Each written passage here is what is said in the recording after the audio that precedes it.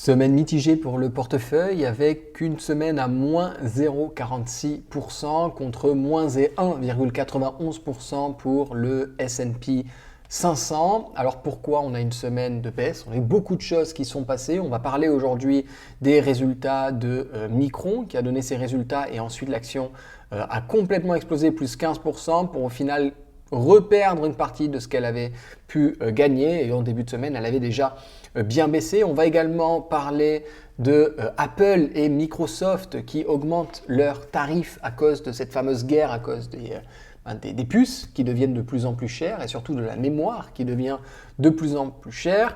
On va également parler de Palantir qui vit un drawdown assez énorme par rapport au plus haut qu'on a eu en novembre 2025, on est down quasiment 45-48%. Donc est-ce que ça devient une opportunité ou pas?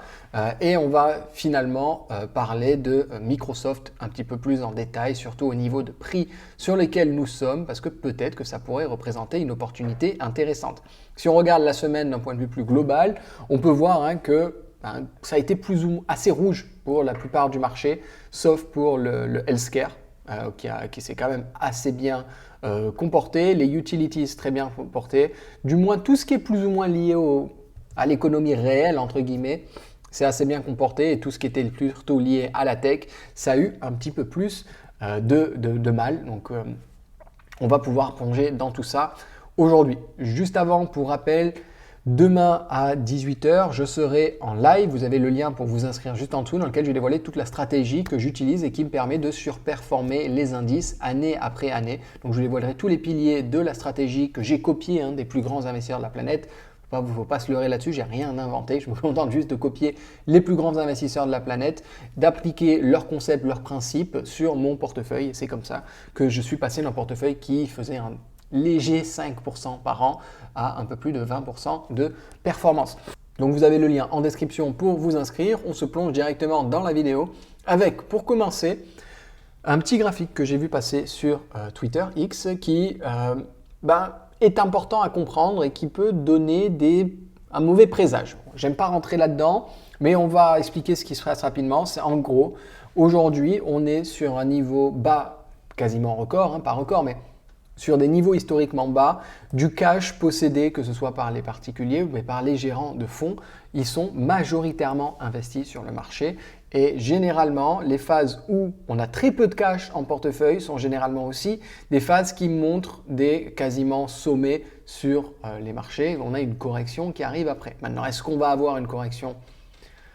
On n'en sait rien, peut-être que ça peut encore baisser, ça peut augmenter encore avant qu'on ait une correction ou pas, mais on commence à cumuler des signes que les marchés commencent à faiblir un petit peu. On a des secteurs qui sont complètement dingues en termes de valorisation, en termes de FOMO, en termes de comportement dessus, d'autres secteurs qui ont du mal à se lancer. Et en plus de ça, on a de plus en plus de gérants qui vont ne quasiment avoir plus aucun cash, tellement ils ont confiance entre guillemets dans les marchés.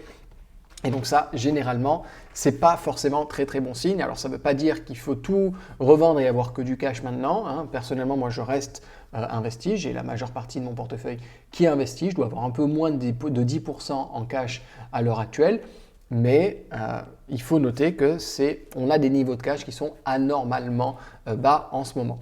Pour ce qui est de Micron Technology qui a donné ses résultats, ils ont donné globalement des bons résultats, mais il y a des petits éléments qui viennent un petit peu, pas détruire les résultats, ils restent très très bons, mais qui viennent montrer des signes qu'il va falloir faire attention. La première chose, c'est que, alors vous allez voir, la croissance est complètement exceptionnelle quand on se met en quarterly. Vous pouvez voir là l'explosion qu'il y a eu, on a fait quasiment x2 d'un trimestre à un autre, ce qui est énorme. Et par rapport à il y a un an, au trimestre 3 2025, on était à 9 milliards, on passe à 41 milliards, donc on fait x4 quasiment. Donc c'est complètement dingue, c'est même plus que x4, pardon. Donc c'est complètement dingue, on est sur un moment où il y a une demande qui est complètement énorme, mais le problème c'est que la croissance est majoritairement due à l'augmentation des prix plus qu'à la croissance liée au volume. Alors vous allez me dire, c'est une super chose pour le pricing power.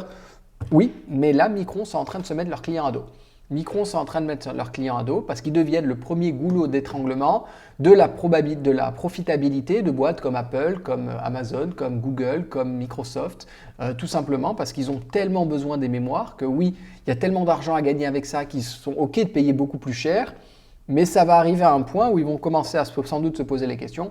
Est-ce qu'on n'irait pas faire ça en interne pour refaire augmenter nos marges, pour faire des économies et pour mieux intégrer ça avec nos produits? Ça ne va pas encore arriver, ça n'arrivera pas d'ici là, d'ici peu de temps, mais il va falloir faire attention à ça parce que la croissance de Micron aujourd'hui vient uniquement de l'augmentation des tarifs. Et ça, en règle générale, c'est une bonne chose. Mais là, dans la mesure où ils ont augmenté les tarifs de plus de 300%, je ne suis pas sûr qu'ils vont être capables de justifier les augmentations comme ça pendant très très très longtemps. Aujourd'hui, c'est juste que les gens n'ont pas le choix, mais si un jour les gens commencent à avoir le choix, ça pourrait devenir plus problématique, surtout qu'on commence à avoir de plus en plus de directeurs qui se plaignent par rapport à ça. On va en parler juste après. Mais sinon, toute proportion gardée et tout ça, ça reste des résultats exceptionnels. Okay. Revenu data center, 25 milliards de dollars sur le trimestre. SSD ont généré 5 milliards de dollars. Okay. Les dépôts clients sécurisation de 22 milliards de dollars d'engagement financier. Okay. La location du capital, le management a annoncé s'est engagé à restituer 100% des flux de trésorerie disponibles aux actionnaires, la grande majorité étant allouée au rachat d'actions à partir du 9 décembre. Des rachats d'actions le 9 décembre pour... Alors on va voir à quel prix ce sera fait au 9 décembre. On est à 25 fois les bénéfices, on est à 27 fois le free cash flow. En forward, on doit être un petit peu moins. C'est bien de faire des rachats d'actions, mais on aime que les rachats d'actions soient faits dans les phases où ça ne va pas, dans les phases où le cours de l'action est en train de s'effondrer comme pas possible. Et là, le management fait des rachats d'actions. On ne veut pas forcément voir des rachats d'actions pendant qu'on tape les plus hauts historiques. Ce n'est pas forcément l'endroit où c'est le plus judicieux de faire des rachats d'actions. Donc là, ce qu'ils veulent dire avec ça, c'est deux choses. Soit qu'ils ont vraiment confiance dans le business et qu'ils font des rachats d'actions parce qu'ils estiment que là, aujourd'hui, on n'est même pas à un quart de ce qu'on devrait être dans 10 ans. Soit, en fait, ils ne savent tellement pas quoi faire avec leur cash qu'ils n'ont rien trouvé de mieux que de faire des rachats d'actions. Ensuite, ce qu'il faut noter, c'est qu'ils vont faire du CAPEX. Ils ont du CAPEX qui est prévu. Okay, il a été révisé à la hausse d'environ 27 milliards de dollars contre les 25 milliards annoncés auparavant. Il faut savoir que quand les big tech font ça, ça se passe mal pour l'action. Là, pour eux, visiblement, ça, c'est une nouvelle que tout le monde s'en fout. Les CAPEX de l'EF 2027 augmenteront considérablement, se situant au-dessus de la fourchette moyenne de 40% des revenus, principalement tirés par des constructions de nouvelles usines, parce qu'ils ont tellement de demandes qu'ils vont vouloir probablement augmenter les volumes. Okay. Et donc du coup, ça va entraîner des vents contraires sur les marges. Les coûts de démarrage des nouvelles usines, Idaho, Tangluo, créeront un vent contraire de 100 à 200 millions de dollars par trimestre en 2027. Donc là, on est prêt là-dessus. Ce qu'il faut faire attention avec ça, pourquoi c'est un point qui peut être problématique? Parce qu'aujourd'hui, ils génèrent tellement de cash que la demande elle est énorme, qu'ils veulent ouvrir des nouvelles usines pour pouvoir vendre à cette demande, pouvoir leur vendre. Le problème avec ça, c'est qu'il y a quelque chose qu'on appelle le cycle du business, le cycle de profit. Howard Marks en parle beaucoup dans ses livres. D'ailleurs, je vous invite à lire les livres de Howard Marks, Mastering the Market Cycle ou The Most Important Thing, pour comprendre un petit peu ce concept qu'il a mis en avant plusieurs fois et qu'il a pu observer plusieurs fois dans sa carrière d'investisseur. Pour ceux qui ne savent pas qui est Howard Marks, il a un fonds qui s'appelle Oaktree Capital et il génère à peu près 20% par an depuis plusieurs décennies avec leur stratégie d'investissement. Donc, ils sont solides les mecs. Et en gros, le cycle du profit, c'est simple, on a une opportunité en or, on fonce dessus pour gagner de l'argent. On gagne énormément d'argent, il y a énormément de croissance dans les profits de l'entreprise, ce qui fait que le seul truc qui fait qu'on n'a pas plus de croissance, c'est qu'on n'arrive pas à produire suffisamment. Donc on va ouvrir de nouvelles usines parce que la demande est tellement élevée, on ouvre de nouvelles usines pour qu'on ait encore plus de profit, plus de croissance. Le truc, c'est qu'il y a un moment où la demande, elle se calme. La demande, elle se calme et on arrive sur cette zone qui est la zone dangereuse, qui est la demande aujourd'hui, elle est plus élevée que l'offre. Ça fait qu'on peut augmenter les prix, ça fait qu'on est dans une position royale en tant que business. Donc on crée de nouvelles usines, sauf qu'on arrive à un point où quand ces usines arrivent, il y a un monde où la demande, si elle baisse un petit peu, on retrouve avec une demande qui est plus faible que l'offre. Et donc quand la demande est plus faible que l'offre, on est obligé de baisser les prix on est obligé de baisser ses profits, de baisser ses marges potentiellement, et ça devient problématique. Le problème ici, c'est que quand la demande est plus élevée que l'offre, personne n'imagine qu'un jour ce sera différent. Personne n'imagine que c'est possible que la demande soit inférieure à l'offre. Tout le monde est ultra content, euphorique avec tout ça. Et c'est ce qui se passe aujourd'hui sur les semi-conducteurs, notamment sur les mémoires. Et donc, il faut juste rester les pieds sur terre. Les arbres ne montent pas jusqu'au ciel. Tout a un prix et il faut faire attention. Les cycles des profits, les cycles du business, c'est pas pour rien qu'on appelle ça des cycles. C'est qu'ils se répètent, ils se répètent, ils se répètent, ils se répètent. Aujourd'hui, on est dans le cycle où on se sent invincible, où on n'imagine pas que la demande puisse faiblir, parce qu'on a tous les arguments du monde, et ces arguments sont convaincants, qu'avec l'IA, avec l'avancée technologique et tout ça, on va avoir besoin de plus de mémoire, ça va être une demande qui sera inélastique, ça va être un super cycle, on parle de super cycle qui va durer peut-être 5, 10, 15, 20 ans, donc forcément, là aujourd'hui, personne n'imagine que la demande pourrait baisser, personne n'imagine que un jour, la demande sera satisfaite par l'offre et qu'on aura potentiellement même plus de demandes que d'offres. Donc attention avec ça. Ça ne veut pas dire que là, le fait qu'ils ouvrent de nouvelles usines, ce soit une mauvaise chose. Ça va sans doute porter profit, ça va apporter des profits. Ce n'est pas vraiment ça que je viens questionner ici. Je viens juste mettre en cause qu'il faut faire attention. Il ne faut pas imaginer que les arbres montent jusqu'au ciel. Il ne faut pas commencer à imaginer que le cycle dans lequel on est n'est pas un cycle, que c'est la nouvelle norme du marché et que ça ne fera qu'exploser, que ça ne fera que continuer comme ça. Maintenant, ça peut durer 5 ans, ça peut durer 10 ans, tout comme ça peut s'arrêter dans 6 mois. On n'en sait rien. La réalité, c'est qu'on n'en sait rien, c'est très compliqué de timer ça. Donc c'est pour ça que moi je ne m'amuse pas à shorter le marché, même si je pense qu'une action est beaucoup trop chère, qu'elle ne devrait pas être aussi élevée et tout ça, je ne m'amuse pas à shorter le marché parce qu'une action beaucoup trop chère peut devenir encore plus chère. Okay, donc il va falloir faire attention à tout ça, mais là, les discours qu'on a de la part des managers de Micron et des autres boîtes dans ce secteur, la façon dont les gens se comportent sur le marché vis-à-vis de ces boîtes, ça commence à devenir inquiétant. Mais comme je dis, pas de boule de cristal. Peut-être que ça s'effondrera, peut-être que ça ne s'effondrera pas. On n'en sait rien. On a le management qui nous dit sur les SCA, ces accords clients stratégiques ne peuvent pas être annulés. Ils sont conçus pour être des accords take or pay. Le prix est négocié chaque trimestre en fonction des conditions du marché, mais ne peut pas dépasser le plafond ni descendre en dessous du plancher.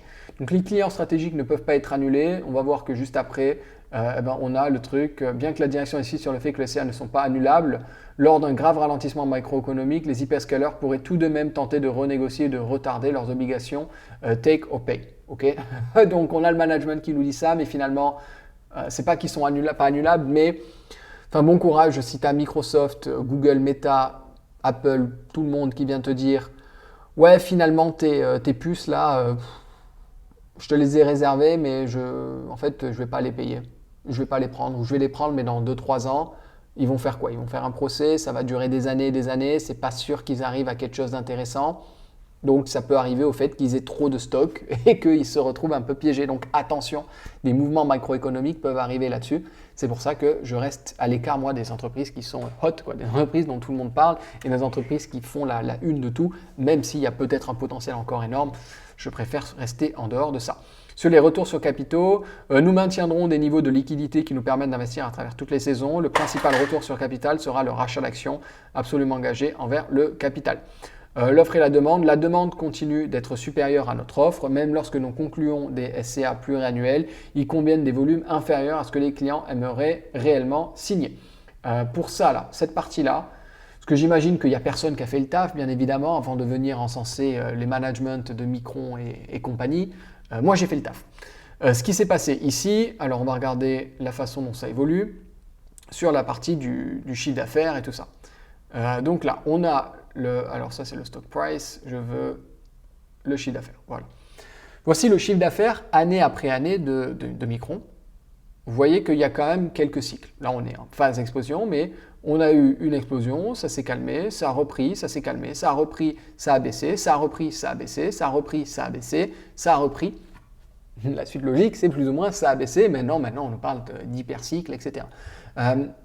Ici, là, quand on était dans les points les plus hauts à chaque fois, je vous invite à aller regarder les conférences call des managers, parce que beaucoup s'amusent à commenter, mais ne font pas le travail, ne vont pas regarder les conférences call des managements, etc. Allez regarder les conférences call. En 2014, l'année avant que ça baisse en 2015-2016, ils n'avaient absolument aucune idée qu'ils étaient en fin de cycle. Ils n'en avaient absolument aucune idée. Ils nous disaient que la demande était inélastique, que la demande était exceptionnelle, qu'il y avait plus de demandes par rapport à l'offre. 2018, rebelote. Quand on a été ici, battre tous les records, c'est pareil. Ils n'avaient absolument aucune idée en 2018 que ce qui s'amenait pour 2019. Ok, ni 2020, etc. 2022, exactement pareil. Ils n'avaient aucune idée que 2023 allait être aussi pourri comme année, allait être aussi dégueulasse. Donc, ça ne veut pas dire que là, 2026 ne va pas être très bon et que 2027 ne sera pas encore meilleur, j'en sais rien. Mais prenez juste en compte que le management de ces entreprises n'a aucune idée de quand les cycles se finissent et de où ils sont à travers les cycles. Donc là, aujourd'hui, peut-être que la demande est supérieure à l'offre, j'en doute pas une seconde.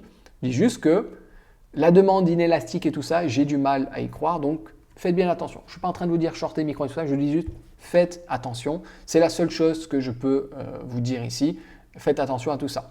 Donc, ce qu'il va falloir surveiller pour les prochains trimestres, ça va être la progression vers l'objectif de 50% du chiffre d'affaires couvert par les SCA, le ratio CAPEX sur chiffre d'affaires et la génération de flux de trésorerie disponible, donc du free cash flow. Le lancement du volume et le volume du programme de rachat d'actions à partir du 9 décembre. Ok. Maintenant, j'avoue que moi, s'ils annulent ce rachat d'actions parce que l'action est beaucoup trop haute, je n'en serais pas contre. Je ne ferais pas que ce soit quelque chose de mauvais. Non, on ne sait jamais, ils ont probablement beaucoup trop de cash qu'ils ne savent pas quoi en faire, donc ils font des rachats d'actions. Le seuil d'alerte, ce serait tout client qui tente de rompre ou de renégocier un SCA. Des CAPEX dépassant 50% des revenus sans augmentation correspondante des dépôts en espèces des clients et des retards dans la sortie des wafers des nouvelles usines.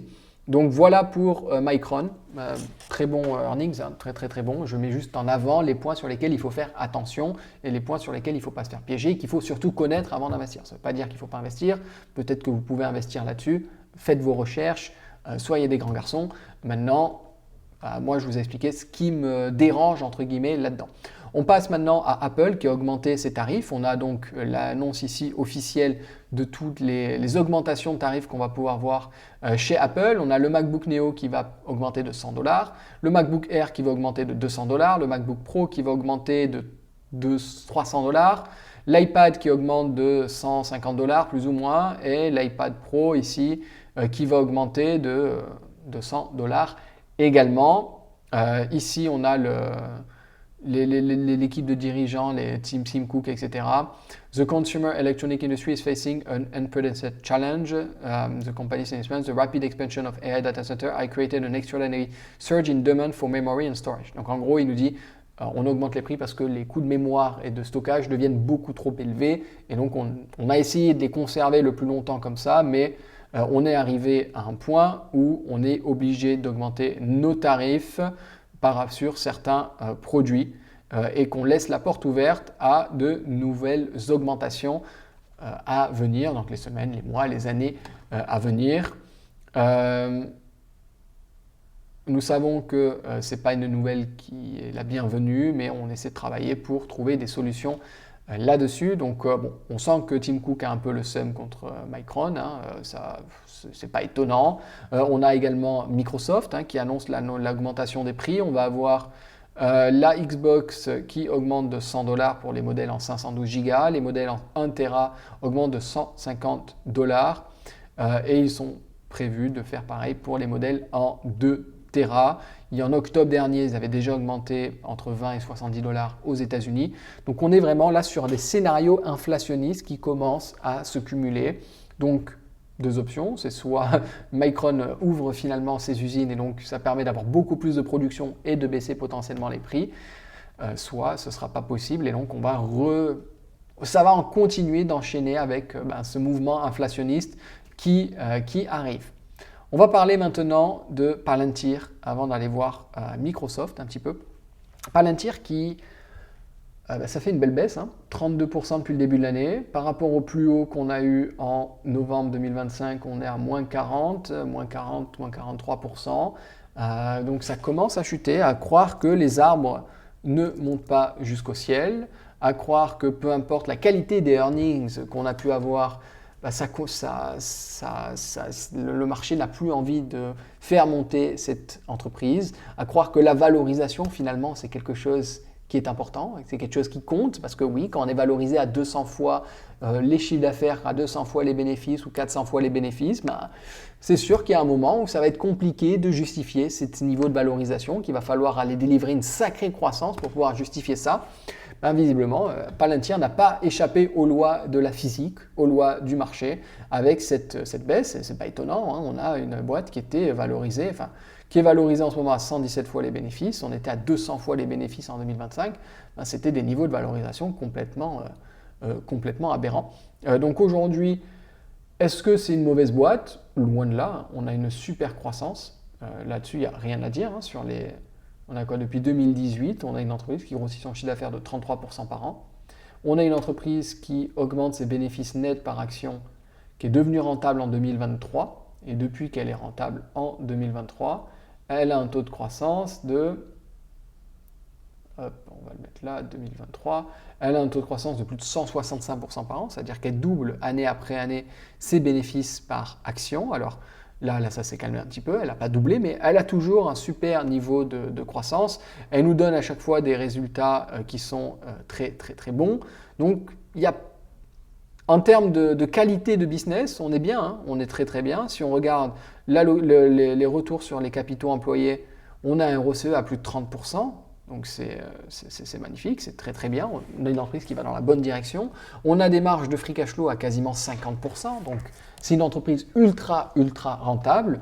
Le problème, c'est que c'est une boîte qu'on paye très très très très très très très cher. Et donc on en revient toujours au point essentiel, la valorisation compte. Ceux qui me disent oui mais c'est différent, les marchés patati patata. Prenez Microsoft dans les années 2000. Ici là, au pic des années 2000, ça valait à peu près 60 fois les bénéfices. Ça se payait 60 fois les bénéfices. Entre 2000 et 2017, l'entreprise a grossi. Hein. On prend Microsoft, entre 2000 et 2017, hop, vous allez voir, on a des bénéfices par action qui ont triplé quasiment. On a un chiffre d'affaires qui est pareil. Alors on va la regarder ici, le chiffre d'affaires. De 2000 à 2017, on est passé de 23 milliards de chiffre d'affaires à 96 milliards de chiffre d'affaires. Okay, donc c'est plus qu'un x4. Ça fait un x4 sur le chiffre d'affaires de l'entreprise. Pourtant, l'action n'a rien fait. Entre 2000 et 2017, l'action n'a absolument rien fait. Pourquoi? La valorisation.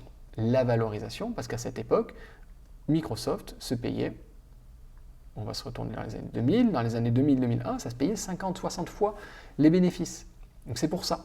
La valorisation, c'est quelque chose d'important. Peu importe à quel point l'entreprise est exceptionnelle, peu importe à quel point l'entreprise est géniale, que l'entreprise a de la croissance, tout a un prix, les arbres ne montent pas jusqu'au ciel. Donc Palantir est en train de nous montrer ça. Palantir, c'est ça qui nous montre que oui, l'entreprise elle a beau avoir des super résultats, on se prend moins 40% dessus parce que la valorisation est arrivée à un niveau qui est beaucoup trop élevé. Et ça arrive dans quasiment toutes les entreprises. Ça fait partie de la vie, ça fait partie des choses. C'est pour ça que c'est très important de vérifier la valorisation avant d'acheter un business, que le fait que ce soit un super business positionné au bon endroit au bon moment, que les chiffres sont en pleine croissance, que le management a l'air génial, qu'on les voit partout, qu'ils sont cool les mecs, etc.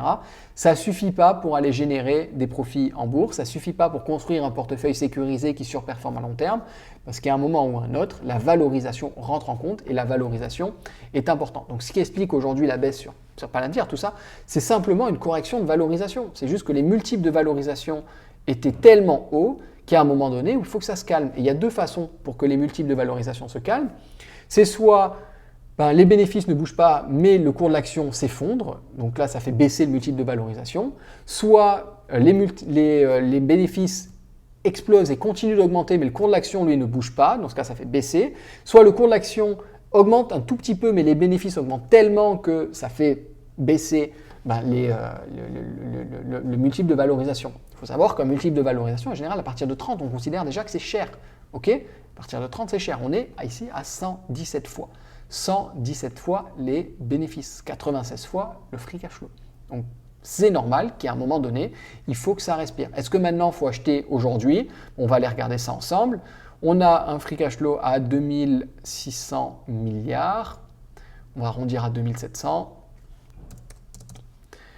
2700. Moi, je vise un price sur free cash flow de 30%, de 30. Ok, je ne vais pas au-delà. C'est ma règle pour. C'est ce qui me permet, moi, de performer. C'est ce qui me permet d'avoir de bonnes marges de sécurité sur mon portefeuille. Donc, je ne vais pas au-delà de 30. Donc, aujourd'hui, pour faire du 15% par an, il faudrait qu'on ait une croissance de 43% par an.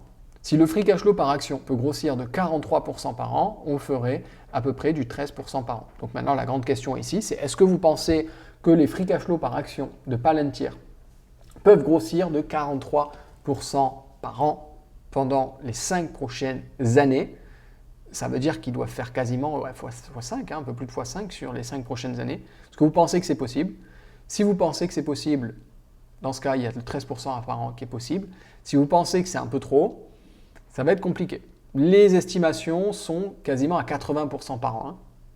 Sont quasiment à 80% par an. Donc, si on se met à 80% par an comme les estimations, là, on n'est clairement pas cher. C'est le moment d'acheter, c'est le moment de vendre sa maison et de faire all-in sur Palantir. Moi, je ne m'amuserai pas à faire ça, ok. Je ne m'amuserai pas là-dedans. Mais est-ce que vous estimez, faites vos recherches, allez analyser la boîte, est-ce que vous estimez que le 43% par an de croissance du free cash flow par action est possible? Si oui, il y a peut-être une opportunité là-dessus. Sinon, pas top. Moi, honnêtement, moi, l'entreprise, je n'y touche pas parce qu'elle est trop récente. Elle est rentable que depuis trop peu de temps. Ça ne m'intéresse pas les boîtes qui sont trop jeunes en termes de rentabilité. Je ne suis pas fan du management de l'entreprise, donc je ne touche pas à ça pour ces raisons. Maintenant, d'autres personnes peuvent avoir des arguments très convenables pour acheter l'entreprise. On va finir sur Microsoft, qu'on a légèrement mentionné. Microsoft qui ne vit pas forcément sa meilleure période. Depuis le début de l'année, on est down de 21%. Par rapport au dernier plus haut qui était ici en août 2025, octobre 2025, on est down moins 31%. C'est rare qu'il y ait des drawdowns aussi forts sur Microsoft, moins 34%. La dernière fois qu'on a eu un moins 30%, c'était ici, 35% en 2022-2023. Ici, on a vu avec les tarifs, on était à 17-20% à peu près de drawdown. Donc, ce n'est pas une entreprise qui a énormément de gros drawdowns. En général, c'est aux alentours de 30%. Donc, on est sur les drawdowns historiques de l'entreprise. Alors, en 2020, on avait eu moins 65%. Là, par rapport au plus haut, on était tombé à combien? C'est ça, moins 66%. En 2008, le drawdown avait été de 57%. Donc, il y a déjà eu des drawdowns plus élevés, mais là, ça fait un moment qu'on n'avait pas eu des drawdowns d'au moins 30%. Donc, on est sur le max qu'on a en drawdown récemment. Donc, est-ce que ça peut représenter une belle opportunité? On va aller regarder ça ensemble. On est sur une boîte, de toute façon, qui a un chiffre d'affaires qui continue sa croissance et qui même est en train de réaccélérer. Là, la croissance sur les 10 dernières années est à 14% par an. Si on regarde sur les 5 dernières années, on était à 12%. Et si on regarde là sur les 2-3 dernières années, on repasse au-dessus dans le haut de four panier des 14-15% par an. Donc on a une réaccélération de la croissance du chiffre d'affaires. Donc ça, c'est quelque chose qui est très intéressant qu'on peut observer. On a des marges qui restent globalement stables. On a une légère baisse des marges brutes là,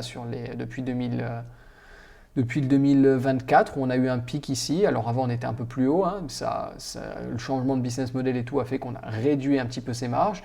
On est en légère baisse avec tous les investissements qu'ils font, c'est plus ou moins normal. Sur les bénéfices opérationnels, on a une belle croissance également ici aussi. On a une très belle accélération qui a lieu, donc ça c'est très bon, et les marges opérationnelles qui elles sont en croissance malgré les dépenses qu'ils ont, malgré tout ça, ils montrent qu'ils arrivent à garder des marges opérationnelles stables, à garder des marges opérationnelles qui sont en bonnes conditions, et ça on apprécie. Si on regarde maintenant les bénéfices nets par action, on est légèrement en baisse ici au dernier trimestre. Alors on va se mettre en annualisé. On a quand même une très belle croissance là-dessus, avec une entreprise qui rachète un petit peu d'actions, pas des masses, mais avec un petit peu de rachat d'actions, environ 1% par an depuis 20 ans, depuis 10 ans, 0,6% par an, depuis 5 ans, 0,3% par an.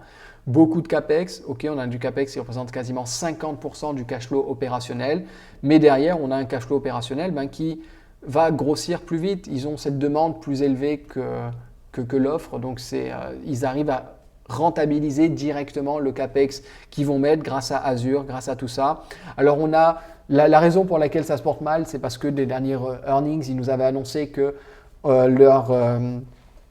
qu'il y avait beaucoup de contrats qui venaient d'OpenAI, sauf que quand on enlève les contrats, qu'il y avait 40% de croissance, mais parmi ces 40%, il y avait une grande partie qui venait d'OpenAI. Sauf que quand on enlève ça, en fait, on n'a que 28% de croissance, mais 28% de croissance, ça reste exceptionnel, sauf que les gens se focalisent sur cette partie OpenAI, alors que si cette partie OpenAI n'existe pas dans le business de Microsoft, on est sur une entreprise qui reste exceptionnelle. Donc les gens donnent énormément d'attention à ce qui se passe avec OpenAI, alors que on est sur une boîte qui se porte très très bien si on enlève OpenAI. Donc, si on regarde le cash flow opérationnel, on peut voir qu'on a, alors on va enlever ici le nombre d'actions en circulation, on a un cash flow opérationnel qui grossit bien 15% par an sur les 5 dernières années.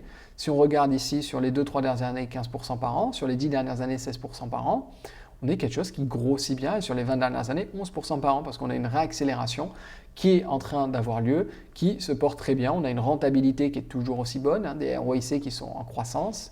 Donc les capitaux investis rapportent plus d'argent. C'est ce qu'on veut voir. On va aller valoriser ça maintenant. Aujourd'hui, ça se paye 22 fois les bénéfices.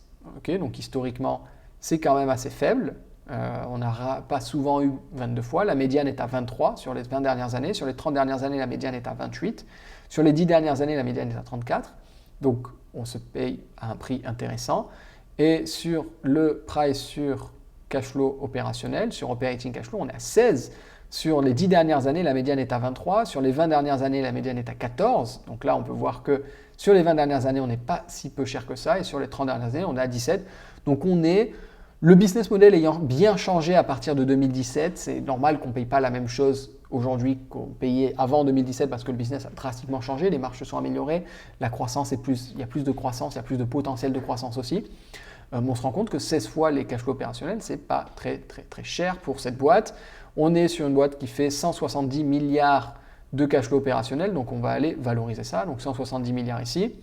Si on vise un price sur operating cash flow de 18, donc on a une légère reprise là-dessus et qu'on imagine une croissance du cash flow opérationnel de 15% par an, sachant qu'on a une réaccélération ici, là on joue sur le fait qu'il n'y a pas de réaccélération, près du 18% par an. Si on imagine qu'il ne va pas y avoir de réaccélération, on va plutôt être aux alentours de 13%, on prend plus de marge de sécurité, on ferait du 16% par an ici. Si ici on regardait le 16, on dit que le price sur operating cash flow ne bougera pas, on ferait du 13% par an. Donc aujourd'hui, Microsoft, je trouve que ça donne de belles marges de sécurité pour une boîte qui a un super score, pour une boîte dont la santé financière est excellente. Il n'y a quasiment pas de dette pour l'entreprise.